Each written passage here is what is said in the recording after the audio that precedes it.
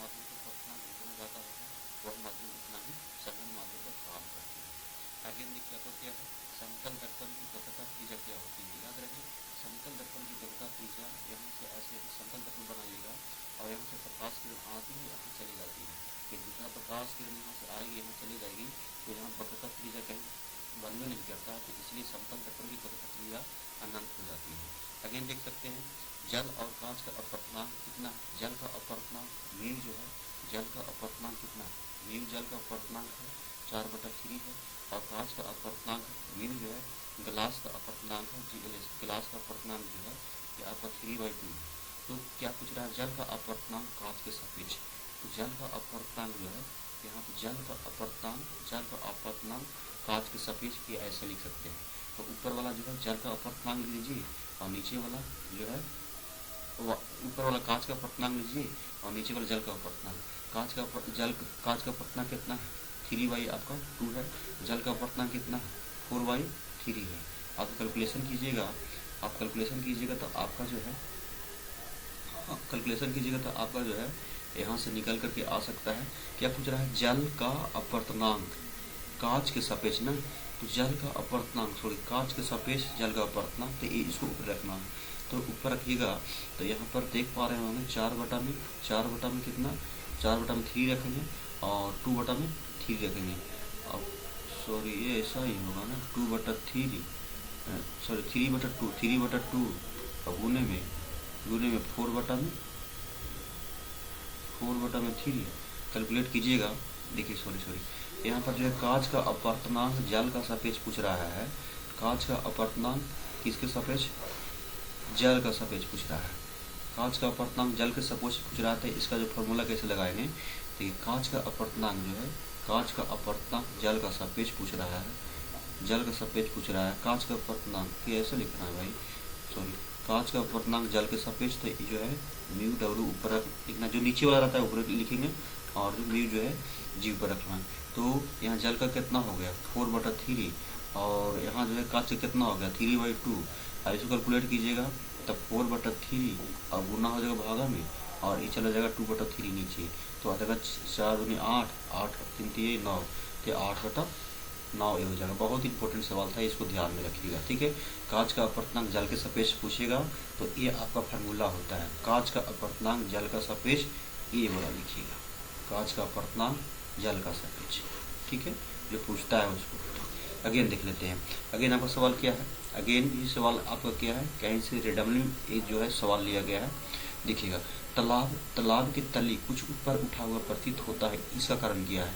जैसे में कोई जल में भी कोई कंटेनर में यदि पानी रखा हुआ है, ठीक है, पानी से भरा हुआ है और इसमें यदि सिक्का डाला रहता था तो इसमें सिक्का जो है देखिएगा सिक्का छाप डालते थे तो ये ऊपर उठा हुआ प्रतीत यहाँ पे रहेगा ना, तो ऊपर उठा हुआ प्रतीत होता है तो प्रकाश के अपवर्तन के कारण।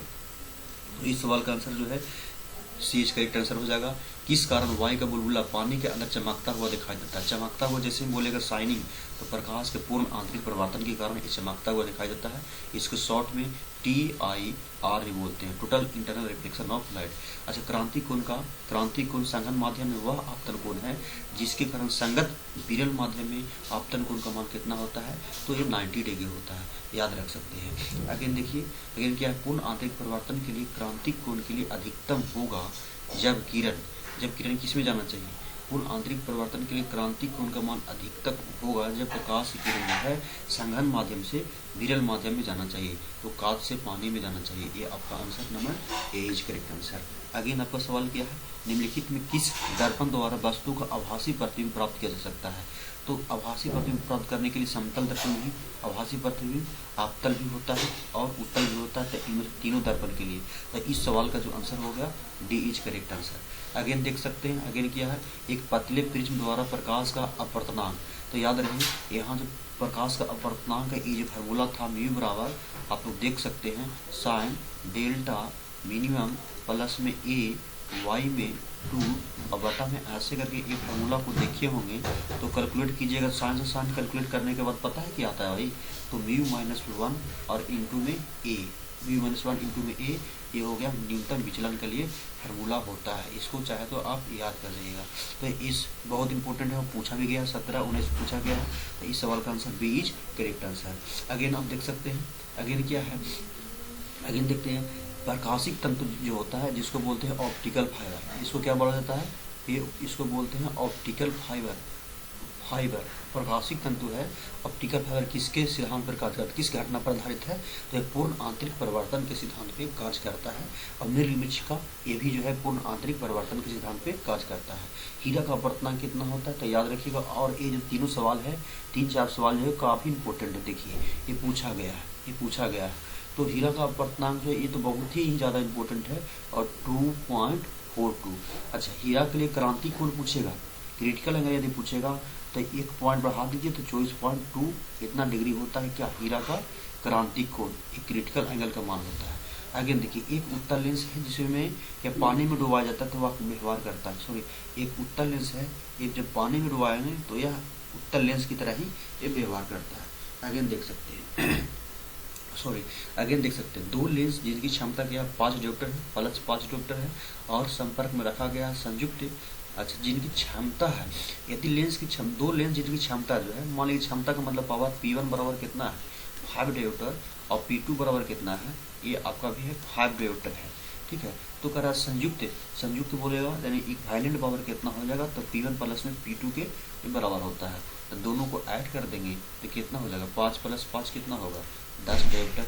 तो इक्विवेलेंट पावर कितना हो गया आपका 10 डायोप्टर इज करेक्ट आंसर। आगे देख सकते हैं लेंस की क्षमता का मात्रा क्या होता है, तो क्योंकि लेंस का क्षमता पावर ऑफ लेंस का फॉर्मूला क्या जानते हैं, पावर बराबर 1/, फोकस दूरी जानते हैं। आप फोकस दूरी को हमेशा यहाँ मीटर में मापते हैं, तो प्रति मीटर भी दे सकता है कहीं कहीं, नहीं तो इसको डायोप्टर भी बोलता है। तो लेंस की क्षमता का मात्रक dioptre is correct answer. Again हम देख सकते हैं एक उत्तल लेंस जिसका फोकस दूरी क्या है, एक उत्तल लेंस है जिसका फोकस दूरी, उत्तल लेंस का फोकस दूरी धनात्मक होता है, इसका फोकस दूरी कितना है 20 सेंटीमीटर। इसकी क्षमता पूछ रहा है, तो P बराबर क्या होता है, P बराबर 1/f होता है, और f का वैल्यू हमेशा मीटर में लेना है। तो ये आपका सेंटीमीटर में है, तो मीटर में कन्वर्ट करेंगे तो क्या हो जाएगा, मीटर में कन्वर्ट करने के लिए 20/100 से डिवाइड करेंगे तो ये कन्वर्ट हो जाएगा मीटर में। तो यहाँ पर 20/100 लिखेंगे, तो यहाँ पर लिख सकते हैं f बराबर 20 में कितना लिखाएगा 100 लिखाएगा, 100 ऊपर जाएगा, 100 ऊपर जाएगा और बच जाएगा नीचे, तो एक काट के कितना हो जाएगा 5। तो एक 5 डायोप्टर ही करेक्ट आंसर। तो लेंस की क्षमता 20 सेंटीमीटर फोकस दूरी है, तो कितना हो जाएगा क्षमता 5 डायोप्टर। अगेन देख सकते हैं F1 और F2 दो फोकस दूरी के दो पतला लेंस है, और F1 और F2 को आपस में सटा कर रखा गया। तो जोड़ने के बाद कितना आता है, देखिए एक फार्मूला होता है संयुक्त लेंस की फोकस दूरी, यानी फोकस जो है इक्विवेलेंट फोकस दूरी पूछ रहा है। तो क्या करना है, कुछ नहीं करना, दोनों को ऊपर में जो है, दोनों को ऊपर में ऐसे लिखा जाता है जनरली 1/f इक्विवेलेंट बराबर 1/f1 प्लस 1/f2। अब जब इसको एलसीएम लीजिएगा तो f1 इंटू क्या हो जाएगा f2, और ऊपर में क्या होता है f1 प्लस में f2, और 1/f बराबर होता है। और इसको f को उलटिएगा तो ये ऊपर चल जाएगा, तो f1 इंटू f2 और बटा में f1 प्लस में f2 हो जाएगा। जो आपका ऑप्शन नंबर क्या है, option number C is correct answer. Again देख सकते हैं प्रकाश का वेग जो महत्तम होता है, ठीक है, सबसे अधिकतम वेलोसिटी क्या होता है निर्वात में, निर्वात में तो जानवे करते हैं। अच्छा, अगेन देखिए ये बहुत इंपॉर्टेंट, देखिए ये जो सवाल है ये पूछा गया, बोले ना ये जो सेशन है किसी न किसी वर्ष में पूछा गया है, तो इसको ध्यान रखिएगा। संयुक्त सूक्ष्मदर्शी की आवर्धन क्षमता क्या होता है, तो आवर्धन क्षमता का फॉर्मूला जो होता है, आवर्धन क्षमता संयुक्त FO माइनस f बटा में FO होता है। अब ये f जो है ये लेंस की नली की लंबाई की काम करता है, और इंटू में 1 प्लस d बटा में FE होता है। तो ये आपका answer number A is correct answer हो जाएगा। अगेन देख सकते हैं अगेन आपका जो है प्रकाशिक पथ बराबर होता है, प्रकाशिक पथ किसके बराबर होता है, जो ऑप्टिकल पाथ है, ऑप्टिकल पाथ है अपवर्तनांक इंटू पथ के लंबाई के बराबर, बहुत इंपॉर्टेंट है, इसको आप याद कर लीजिए। प्रकाशिक पथ बराबर अपवर्तनांक इंटू पथ के लंबाई के बराबर होता है। अगेन देख सकते हैं समान संयोजन के लिए खगोलीय दूरदर्शक की आवर्धन क्षमता क्या होता है, समान खगोलीय दूरबीन यानी इस टेलीस्कोप का जो मैग्नीफिकेशन पावर जो पूछेगा, याद रखिएगा टेलीस्कोप की मैग्नीफिकेशन पावर माइनस एफओ और बटा में क्या होता है एफ होता है। ये ऑब्जेक्टिव लेंस की फोकस दूरी है, ये आई लेंस की फोकस दूरी है। तो इस सवाल का आंसर ए इच कैरेक्टर्स है, ए इच कैरेक्टर्स है। अगेन देखिए बेलनाकार लेंस का व्यवहार, बेलनाकार लेंस का व्यवहार किया जाता है तो किस प्रकार के लेंसों के लिए किया जाता है, बेलनाकार रहेगा। यदि बेलनाकार लेंस के बारे में बोलेगा तो अस्टिग्मेटिज्म के लिए ये यूज किया जाता है। अच्छा, निकट दृष्टि दोष के लिए, उत्तल दृष्टि दोष के लिए ये उत्तल लेंस का, जरा दृष्टि दोष या दूरदृष्टि दोष को हम उत्तल लेंस, ठीक है, ये हम यूज करते हैं। अगेन देखिए किसी वस्तु का मनुष्य आँख रेटिना पर बनता है, तो रेटिना पर प्रतिबिंब कैसा बनता है, तो काल्पनिक नहीं, ये वास्तविक और उल्टा बनता है। रेटिना पर प्रतिबिंब जो है वास्तविक और उल्टा प्रतिबिंब बनता है। अगेन देखिए एक व्यक्ति 2 मीटर से निकट वस्तु को स्पष्ट नहीं देख पाता है, यानी जो है उसमें कौन सा दृष्टि दोष है, यानी निकट वाली वस्तु को नहीं देख पाता है तो उसमें जो है कौन सा दृष्टि दोष है, तो निकट दृष्टि दोष नहीं है, उसमें दूर दृष्टि दोष है। निकट का नहीं दिखेगा, दूर दृष्टि दोष होगा। अब देखिए इसका मतलब याद रखिएगा, जो देखने में जो वस्तु दिखता है, जो किसी मनुष्य के द्वारा जिस वस्तु दिखता है, दूर की वस्तु दिखेगा तब और नजदीक के नहीं देखेगा, दूर के दिखने की आदत है तो दूरी दृष्टि दोष होगा। अब यदि निकट का दिख रहा है दूर का नहीं दिख रहा है तो निकट दृष्टि दोष होगा। अब देखिए विभिन्न दिशाओं में कोर्निया वक्रता के असमानता के कारण उत्पन्न दृष्टि दोष को कहते हैं, क्या कहते हैं, तो ये जो है अबिंदुकता कहलाती है। क्या कहलाती है, अबिंदुकता कहलाती है। अगर देखिए निकट दृष्टि दोष को निवारण के लिए देखिए याद करवा देते हैं, नी और कट निकट दृष्टि दोष, और एक होता है दूर दृष्टि दोष। निकट में कई अक्षर, 3 अक्षर है, तो 3 अक्षर के दोष है तो अवतल, 4 अक्षर के लगाएंगे चश्मा, और दूर अक्षर के दोष है तो हम लगाएंगे 3 अक्षर के चश्मा। तो इसमें क्या निकट दृष्टि दोष, तो किस प्रकार के लेंस लगाएंगे हम, 4 अक्षर वाला, तो अवतल लेंस का यूज करेंगे। आगे हम देख सकते हैं प्रकाश की अनुप्रस्थ तरंग की पुष्टि जो है, प्रकाश जो है लाइट इज ट्रांसवर्स वेव, जो लाइट है ये ट्रांसवर्स है, प्रकाश यानी सीधी रेखा में चलती है, इसका पुष्टि किसके द्वारा होता है, व्यतिकरण के लिए। बहुत इंपॉर्टेंट है भाई, ये 15-17 में पूछा है। प्रकाश के व्यतिकरण, परावर्तन, ध्रुवन या वर्ण विक्षेपण, तो प्रकाश के ध्रुवन द्वारा है हम प्रकाश के अनुप्रस्थ तरंगों की पुष्टि हम कर सकते हैं, मतलब किया जा चुका है, ठीक है। एन अपर्तांक वाले पतले पृष्ठ का न्यूनतम विचलन, ये फिर से आ गया, देखिए 17 और 19 से पूछा है, बहुत इंपॉर्टेंट। तो ए अपर्तांक जो विचलन होता है n-1 इंटू में ए के बराबर होता है।